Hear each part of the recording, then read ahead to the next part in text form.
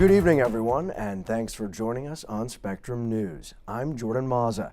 We'll have a check of your weather on the One's forecast in just a moment, but first, here's a look at today's top stories. A fatal shooting investigated on the streets of Rochester. We'll tell you about police looking into the reported death of a male Monday night. Thanks to a donation by two local business owners, the House of Mercy is able to provide many homeless people with some essentials to stay warm this winter. Our news reporter Melanie Johnson shows us where the donation came from and how it's helping those living in poverty.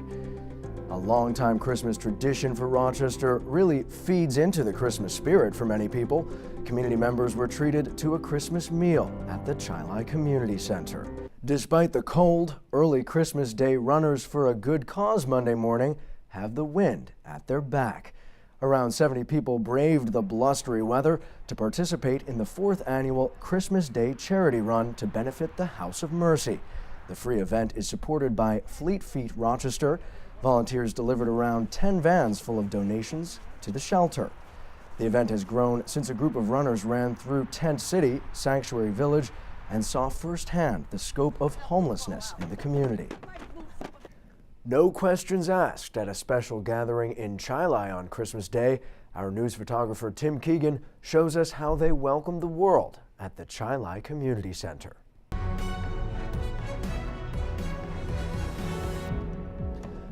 We have breaking news to bring you out of Rochester right now. Investigators with the Rochester Police Department confirm a fatal shooting on Genesee Street a short time ago. We're told the Major Crimes Unit has been called in, but police are not releasing any other details at this time. We have a crew on the scene, and we'll have more in later editions of Spectrum News.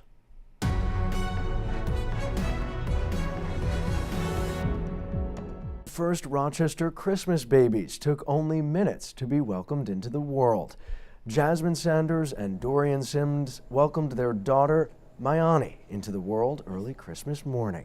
Her parents tell us she was born shortly after midnight on Monday, weighing in at 7 pounds 8 ounces and was 20.5 inches long.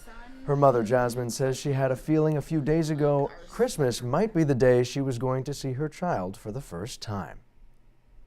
I kind of knew. A lot of people were just telling me, like, she's going to come, like, she's coming soon, she's going to come on Christmas or so. She was waiting till 12 o'clock to be a Christmas baby, so it's pretty exciting. You can truly give from the heart this holiday season to make a lifelong difference. The Red Cross says regular blood and platelet donations usually slow down between Thanksgiving and New Year's Day. They tell us making a donation usually takes about an hour, and it can begin to save lives within just a few days. The Red Cross says those who are interested in donating blood from now until January 7th will get a thank you gift. You can schedule your appointment on the Red Cross app, website, or by phone, 585-241-4400.